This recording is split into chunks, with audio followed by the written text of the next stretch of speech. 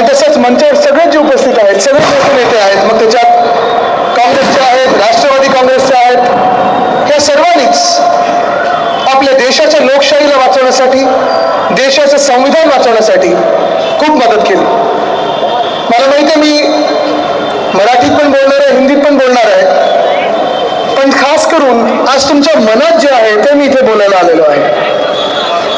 हे महत्वाचं आहे, कारण आजपर्यंत आपण गेल्या 10 वर्षामध्ये एकाच व्यक्तीची मन की बात ऐकलेली आहे.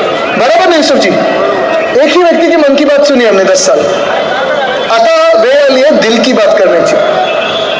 गेले 2-2.5 वर्ष आपण पाहतो आपल्या महाराष्ट्रामध्ये असेल, आपल्या राज्यामध्ये असेल, आपले अन्याय होत चाललेला आहे.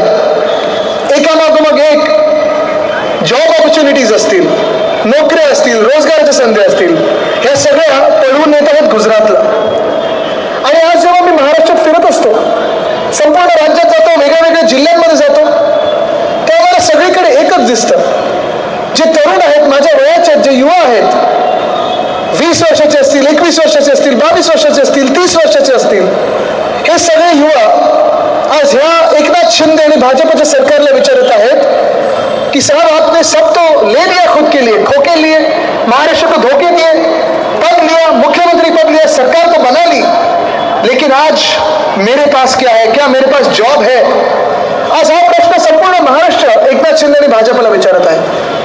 आणि हे सत्य गोष्ट आहे. जेव्हा आपण जॉबसाठी बघतो, जेव्हा साधारणपणे आपण रोजगाराची संधी बघतो, तेव्हा ह्या जॉब्समध्ये असेल, रोजगाराची संधीमध्ये असेल, जेव्हा एखादा युवा नोकरी मागेला जातो, तेव्हा त्या युवाला कुठचंही लेबल नसतं.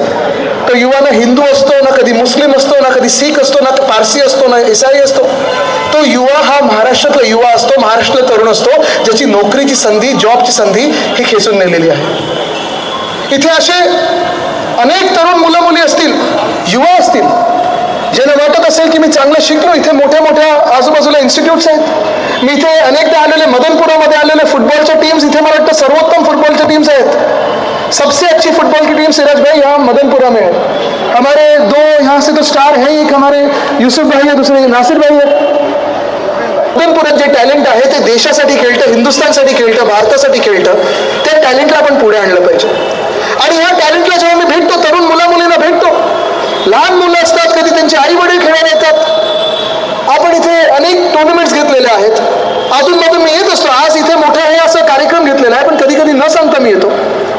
आणि ह्या कार्यक्रमात आल्यानंतर मी जेव्हा थोडी विचारपूस करत असतो, सगळ्यांना विचारतो तुमचं शिक्षण नीट झालंय का, आप सीखे हो क्या, कॉलेज में गए हो क्या? हाँ बिल्कुल पढ़े हम, कॉलेज में गए हैं, अच्छी डिग्री है हमारे पास.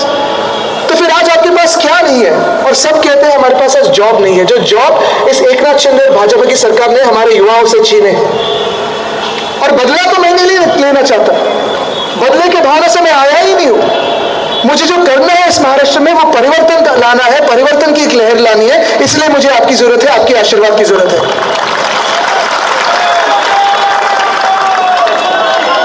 मैं किसी व्यक्ति के खिलाफ नहीं हूं, ना किसी पक्ष के खिलाफ हूं, लेकिन मैं उनके खिलाफ हूं जो मेरे राज्य को लूट रहे हैं. और मुझे पता है आज की भाजपा है और एकनाथ शिंदे है, इनकी सरकार, इनकी जो सरकार बैठी हुई हमारे सर पे बिठाई हुई है, ये सरकार हमारे महाराष्ट्र के युवाओं की जॉब अपॉर्चुनिटीज लेके जा रही है गुजरात में. जो आज यहाँ युवा बैठे, इस महाराष्ट्र में लगभग 5 लाख नौकरियों की अपॉर्चुनिटी आने वाली थी, जॉब्स मिलने वाले थे. वो सारे के सारे जॉब्स फिर वो वेदांता फॉक्सकॉन, बल drug park, medical device park, Airbus Tata हो, सोलर एनर्जी इक्विपमेंट पार्क हो, ये सारे जॉब अपॉर्चुनिटीज जो है उन्होंने लिए और लेके गए गुजरात में.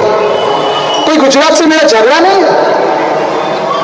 ना कि किसी गुजराती व्यक्ति से, लेकिन बिल्कुल अगर ये बात मेरे हिस्से की हो, जो जॉब मेरे हिस्से का हो, मेरे हक का हो, मेरे अधिकार का हो, मेरे महाराष्ट्र के हक का हो, अगर वो लेके आप छीन के आप गुजरात लेके जाओगे तो मुझे लड़ना पड़ेगा. और मैं लड़ूंगा, मेरे महाराष्ट्र के लिए लड़ूंगा. अन्याय सहन करे तो कितना करे, एक क्षमता होती है, एक लिमिट होती है, एक अंत होता है उसका. लेकिन अन्याय अन्याय अन्याय पिछले 2 सालों में मैंने देखा है कि अन्याय की जो बात करते आए हैं, अन्याय की परिभाषा जो है वो ये भाजपा है और एकनाथ शिंदे है. जो बीच में उत्तर प्रदेश के मुख्यमंत्री कहीं गए थे और कहा था उन्हें बटोगे तो कटोगे. और यही बात आज मैं आपसे कहना चाहता हूं, सारे महाराष्ट्र को कहना चाहता हूं. अगर हम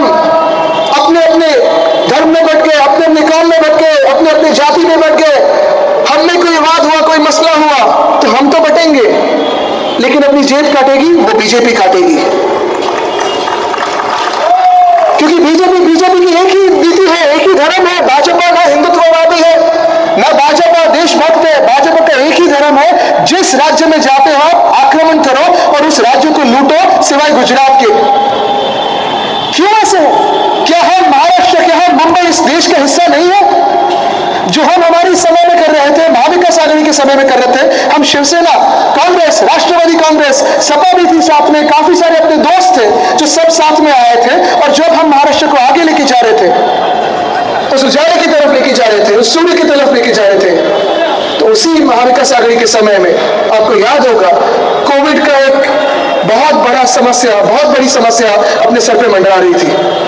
कोविड का समय तो आपको याद ही होगा, याद है ना सभी को मास्क लगा के घूमना पड़ता था। कभी लॉकडाउन में थे हम, दुकानें बंद थी, घर बंद थे, लेकिन एक व्यक्ति अगर ऐसी हो जिसने अपनी सेवा की है बिना जाति देखे हुए, बिना धर्म देखे हुए, बिना कोई वाद करते हुए, वो है उद्धव बाला साहेब ठाकरे।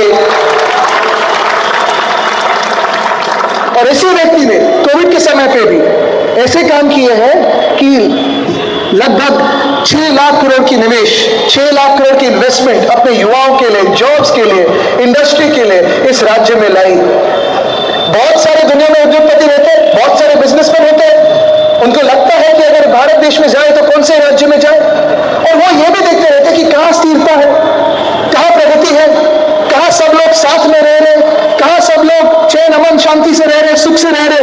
और तब महाविकास आघाड़ी के समय में, महाविकास आघाड़ी की सरकार में यही एक राज्य था जहां कोविड में तो अपनी जानें उद्धव बाला साहब ठाकरे ने बचा ही, लेकिन उसी के साथ इंडस्ट्रीज को मारा नहीं दिया, इंडस्ट्रीज को भी आगे लेके गए, युवाओं के लिए कर रहे थे, यहाँ की नौकरियों के लिए कर रहे थे, हमें नौकरी मिले, हमें रोजगार मिले, इसलिए कर रहे थे।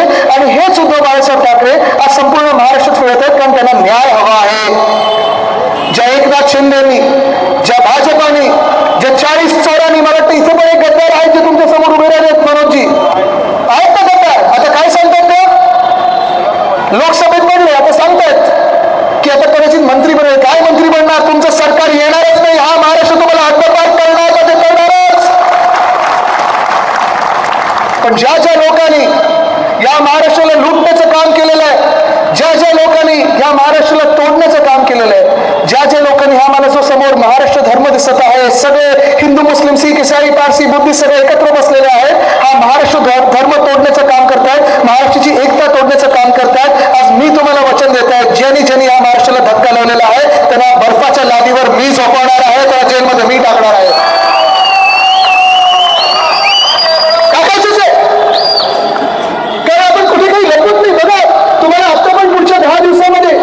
अनेक लोक उद्या बरोबर एखादी सभा है, भाजपा ए टीम, बी टीम, सी टीम सगळे येतील, बहुत लोग आएंगे यहाँ, कहेंगे क्योंकि वो तो होशियार होते हैं, लेकिन सबसे होशियार मेरी महाराष्ट्र की जनता है।